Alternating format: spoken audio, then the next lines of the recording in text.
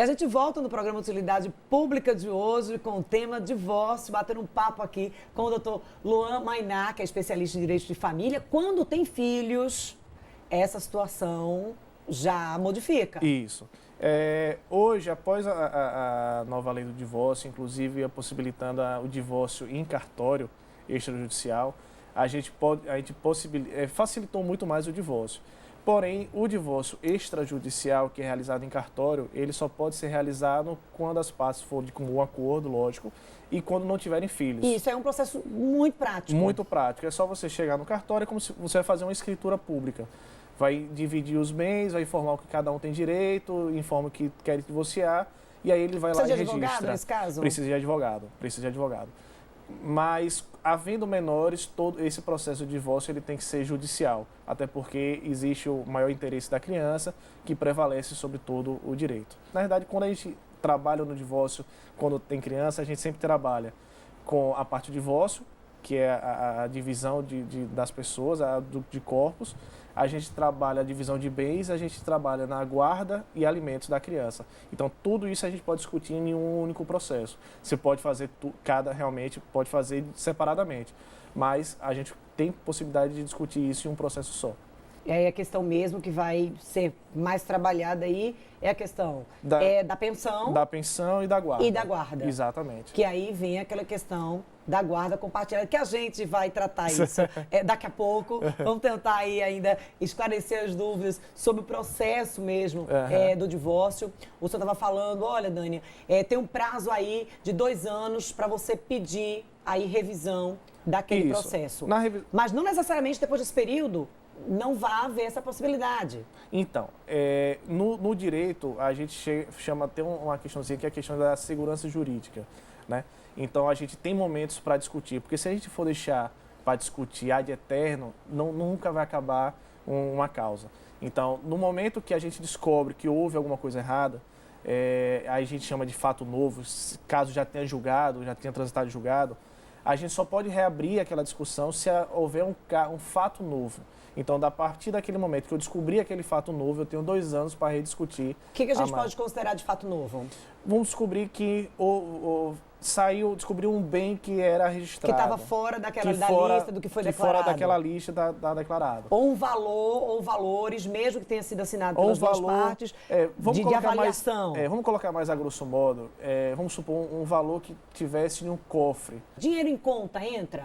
Então, questões que você tem como descobrir no momento da realização do divórcio, é preciso que você, já no momento do processo, já peça um extrato de todos os bancos possíveis que vocês tenham conta, que seja oficiado os cartórios, para que os cartórios eles venham a informar quais são os bens que está no nome daquela pessoa, para que você possa tá partilhando.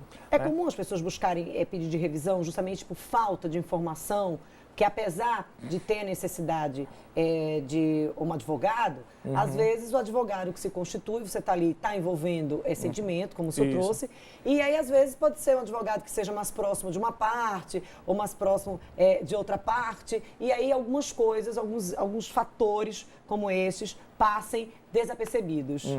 Então, a parte ela tem que tomar muito cuidado com o profissional que escolhe, né? Porque quando a gente leva um processo para o judiciário, aquele é um momento único que a gente tem que discutir. Como eu te falei, a gente tem a questão da segurança jurídica, até de decisões, para que a gente não fique trazendo uma bola de neve, porque senão o judiciário hoje... Senão não separa. Não separa e a briga é ad eterna. Vai ficar sempre os dois ali, olha, vão brigando. Na verdade, vão transferir a briga que era de dentro de casa, exatamente, que ocasionou o desgaste e o fim do casamento, para fora dos muros. Você colocou um ponto interessante, que até é uma evolução após o Código Civil de 2002, o que diferenciou do Código Civil de 16, é que o Código Civil de 2002 ele foi bem mais prático, né? Você não precisa discutir uma questão de culpa, de quem foi que ocasionou a separação, ela me traiu, ele me traiu, e aí você tinha essa discussão de culpa no Código 16.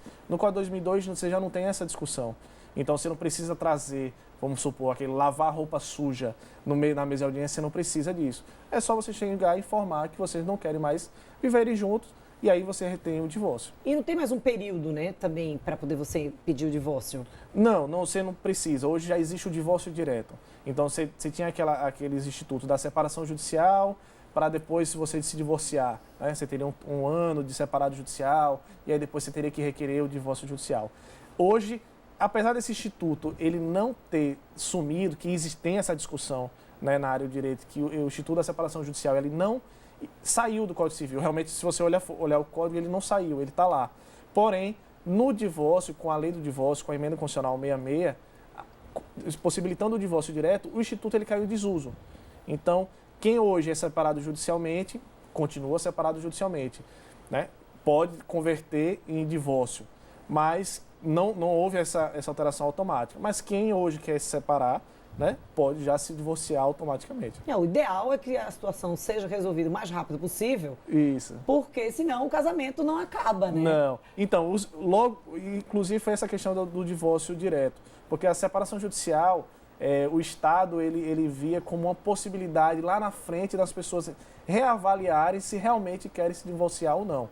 Então, por isso você tinha o Instituto da Separação, para depois você ter o divórcio. Né? Você tinha uma separação judicial, era como se o Estado falasse assim, ó, fica aí um ano pensando se você quer realmente se divorciar. E aí você vem a se divorciar posteriormente. Com o divórcio direto, não. Você dá um ponto final naquele relacionamento de imediato e já não precisa mais discutir. E a praticidade de você ir lá ao cartório e agilizar tudo isso... É muito mais rápido, muito mais simples. Fica tudo muito mais rápido, menos sofrido, né? Independentemente, mesmo que tenha criança, Sim. eu acho que facilitou muito, mesmo para quem tem filhos. Sim. Eu acho que o processo em si, ele está mais fácil, mas daqui a pouco a gente vai continuar com o nosso bate-papo, doutor Luan. A gente vai ao intervalo e a gente volta já ainda falando sobre divórcio.